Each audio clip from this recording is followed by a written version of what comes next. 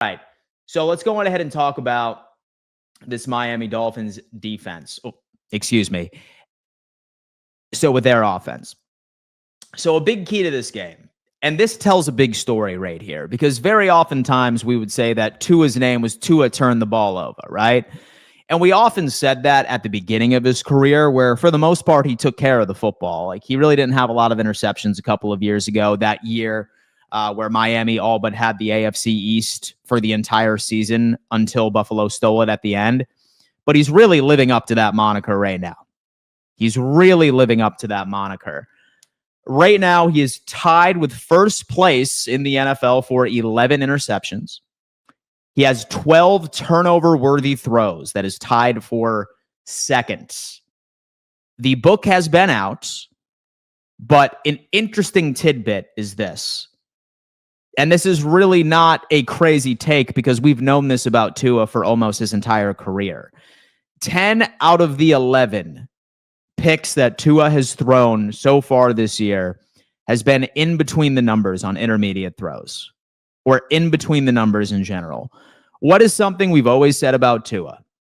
It's a very lazy take, but while it's a lazy take, it's an accurate take.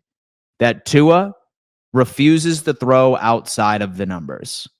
That has been the game script on this guy ever since he has been in the league. Number one, you take away his first read. He has improved in that metric at least somewhat. But this guy, at least what data is telling us, although that defenses are stacking the box and defenses are creating as much traffic as humanly possible in between the numbers, he's still forcing these throws in between the numbers. He refuses to go outside. He refuses to. He knows, he's not dumb, right? Like, he knows that's how defenses are planning against him. And I'm not sure if, like, his ego is there and he's like, listen, my arm strength is going to get by this. Like, I'm going to be able to thread the needle. But 10 out of 11 of his interceptions so far this year have been right in that sweet spot where Buffalo actually excels in coverage. Like, we're solid in coverage in that front. Milano, I mean, we'll see if Taron Johnson's good. I'm going to have to look at the whatever, but like, that's where we're at. So with that in mind, this is what I'm thinking that Buffalo does, like we always do. We need to anticipate that there's probably going to be a lot of pass attempts behind the line of scrimmage. They're probably going to focus on Waddle for any stretch of the imagination or any hope of establishing a downfield passing attack.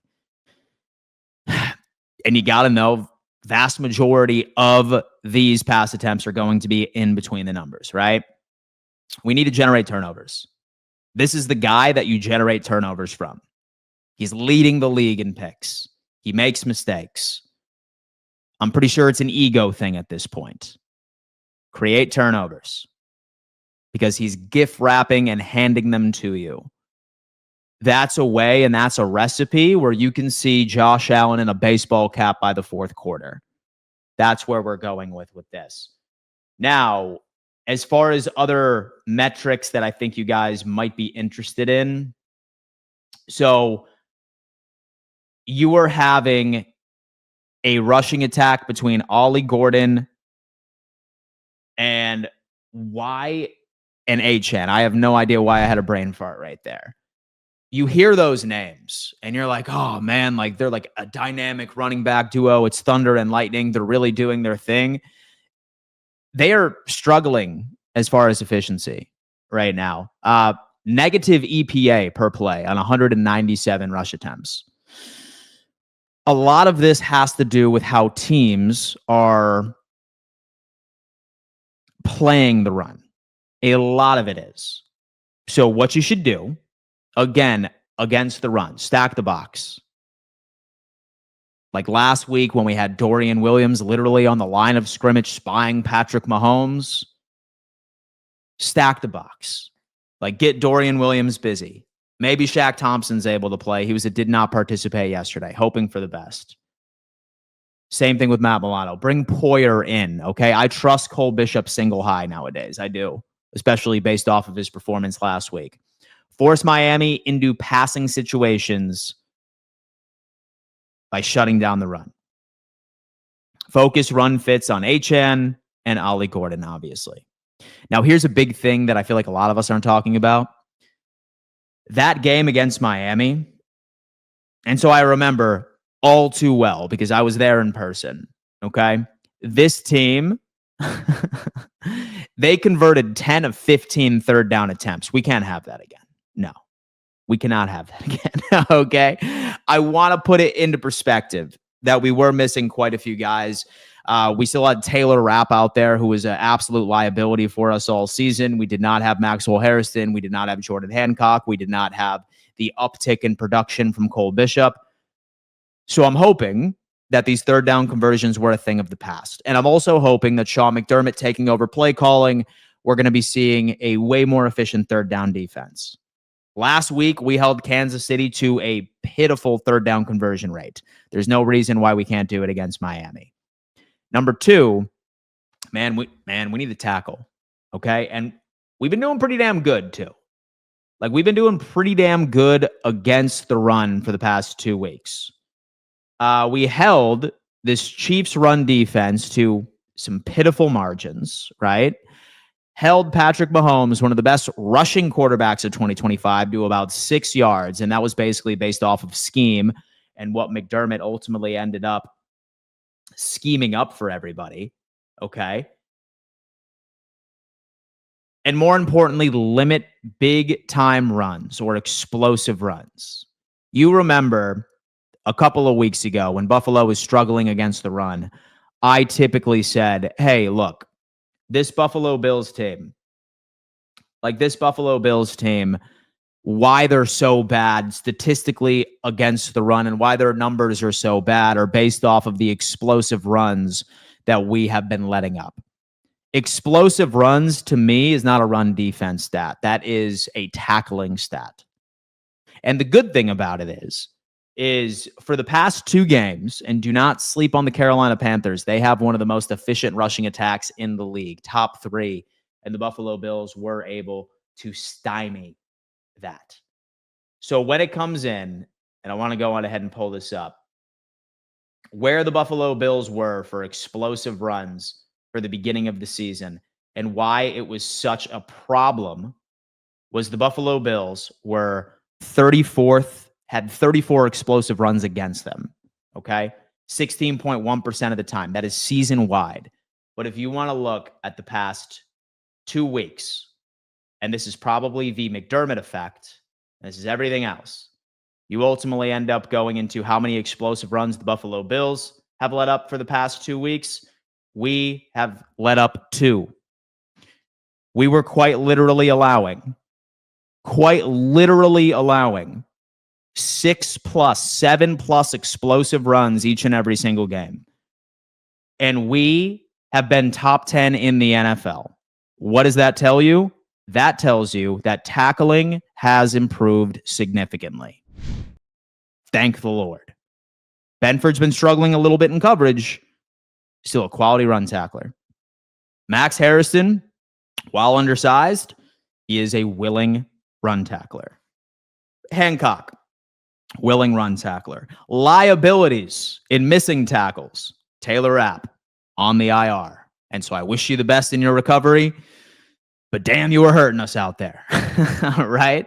Matt Milano is out for a couple of games. So improve this trend.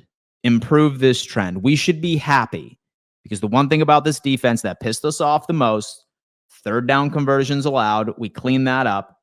And second, run defense has improved significantly, largely because the Buffalo Bills have only let up 2 explosive runs throughout the past 2 weeks. Run defense, significant improvement. So, keys for the game. For the Buffalo Bills defense against the Miami Dolphins offense. I'm not sure what this defensive line is going to look like. But in my opinion, even if Bosa does sit out, AJ Epinesa does sit out, this offensive line over at Miami really doesn't give you a lot of opportunities to get to Tua in general because he gets rid of the football so fast it doesn't matter. I mean, shit. Like, I'm pretty sure that we didn't sack Tua once on that first game we played against him in Buffalo. It's how fast he gets rid of the football. Very short average depth of target. Now that Tyreek is not out there, now that Darren Waller is back on the IR, I think they're going to be peppering. Same thing with Achane right behind the line of scrimmage. So Washington as well. So I'm not so much concerned about us missing out on the defensive line because we weren't going to get opportunities in the first place. That's my overall take. All right. So second, we take the football away, stack the box, and focus all of our attention and coverage in between the numbers. He's not going to target. He is not going to target outside of the numbers. I'm very interested to see how Max Hairston does against Jalen Waddle. And because Max Hairston has won the hearts of every single Bills fan for the past couple of weeks, especially with how he did in Carolina and especially with how he did against Xavier Worthy, especially with him picking off Patrick Mahomes. Do it again. Because we could say that, hey, like we drafted Max Hairston for Xavier Worthy, but in reality, we drafted him for Jalen Waddle. Like, that's who we truly drafted him for. Him and Tyreek Hill. Like, we wanted to go on ahead and have a guy that could run stride for stride with absolute speedsters. You draft to have answers for your speedsters out on the outside. So Max Hairston should be this. Another shout out to our good friends over at Sleeper. Best player prop platform on the market today. Very simple process. You cook up your parlays. If you get all of them correct, you could win up to 1,000x of your play. Signing up, you get a free $20. Link is in bio.